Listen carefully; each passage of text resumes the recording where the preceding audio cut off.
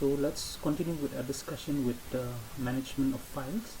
Now if you're going to see in an operating system or in a computer system that you've been working with, there are many files that are being maintained, and to see that these files are being maintained in an organized manner, okay, depending on the purpose of those files, we need to employ the use of a directory or directories, or sometimes we refer to them as folders, okay, which is one of the feature provided by an operating system. So to be able to keep track of various files being maintained, most of the file systems in an operating system normally have directories or folders, and basically you can say that the directory is nothing but a special file which maintains all the files within it. Okay, now the simplest form of a directory system that you may have come across, especially in Unix or Linux, is one particular directory which contain all the files, and this is usually called a root directory.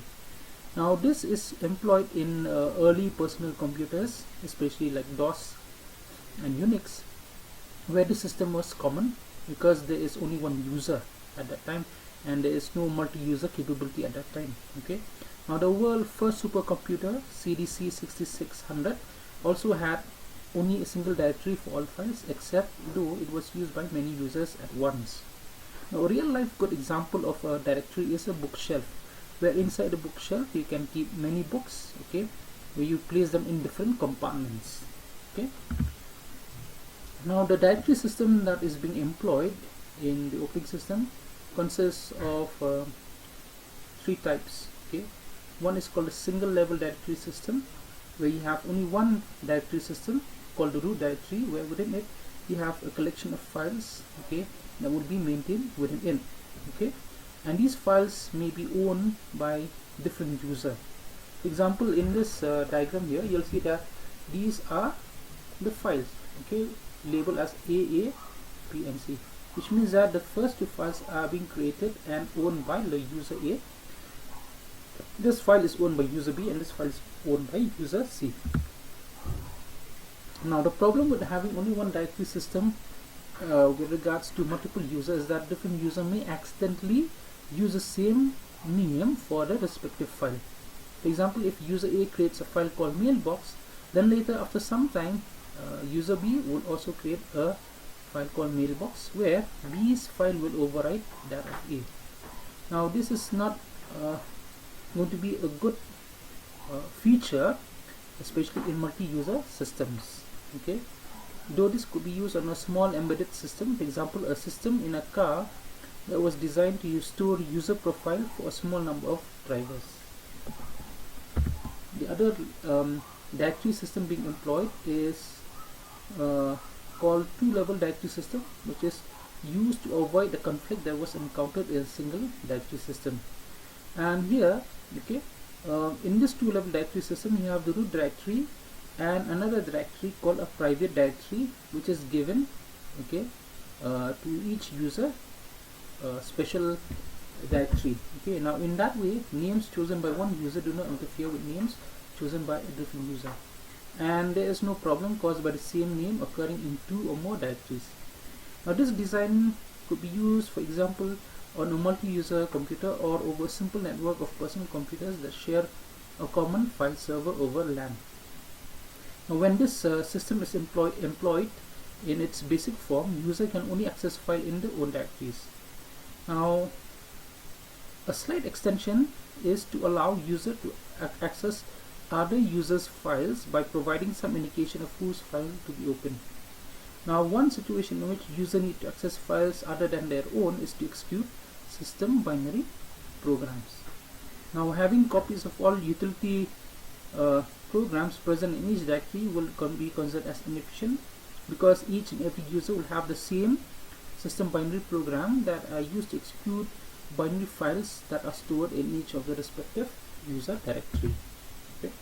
Now in a two-level directory, this is how it looks like. So we have a root directory, then below it for each user they have the ability to create their own directory under the name, and inside those directory you have the files created and owned by those users.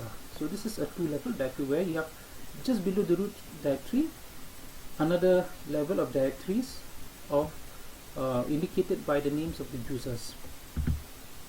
Now another directory system which is being employed and used mostly, okay, is a hierarchical directory system.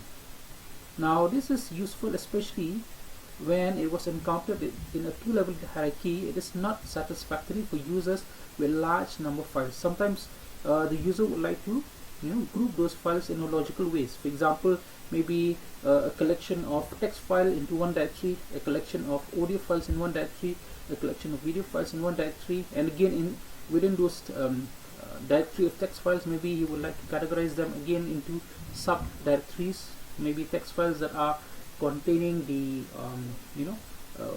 program source code, okay, and another that contains maybe only the text files of poems, okay. So to do this, the hierarchical directory system is needed, okay, and the structure looks something like this. So just below below the root directory, you have first of all the user directories, and within each of these user directories you have the sub directories that can be created and further created, where the user can categorize their files based on the purpose of those files, okay. Now connected with directories is the path name, okay. Now the path name is nothing but basically a way to specify where the files are being stored and the name of those files being stored inside that directory. Now to be able to specify these file names stored in these directories, two methods are commonly used. In the first method, each file is given what we call an absolute path name, consisting of the path from the root directory to the file, okay. In Unix, the components of the path are separated by a front slash, and in Windows it is indicated by a backslash, and in Multics it is greater than sign. The other kind of name is called the relative path name. Now this is used in conjunction with the concept of the working directory or a current directory. The user can designate one directory as the current working directory, in which case all path names not beginning at the root can take reference to this working directory, and this reference is called the relative path name. Now connected with directory, there are many operations that can be performed. One is called create, then we have delete, open dir, which is to open the directory where the files are being stored, close dir, read dir, okay, rename in case you want to rename, then link and unlink, okay. Now in link, it is basically to create, okay, the shortcut location of basically that directory, where you, instead of navigating all the way to the root, you can have a shortcut from where you can easily get inside the content of the directory where the files can be accessed. And unlink is to remove that shortcut location, okay. Now let me demonstrate to you how these directory operations are performed in Windows, okay. So let me open my Windows Explorer. I'll go to computer. Now let me go to one network drive. So in this case, C is the root directory. So here you will have many directories that are inside it. So you can see this is directory, okay. So if I want to open, I just double click and I have the directory inside it, then I double click, okay. So this is how you can open a directory. To create a directory, you have to right click and choose new folder, and then you can name. This is how you rename the directory. So these are the operations you can do. Then you can have this option of finding the properties of the directory, so it tell you, okay, the location where it is, okay. So all of these. So these are the ways how you can perform operations with a directory. You can delete the directory also by clicking on it and delete it, and all the files inside it also will be deleted.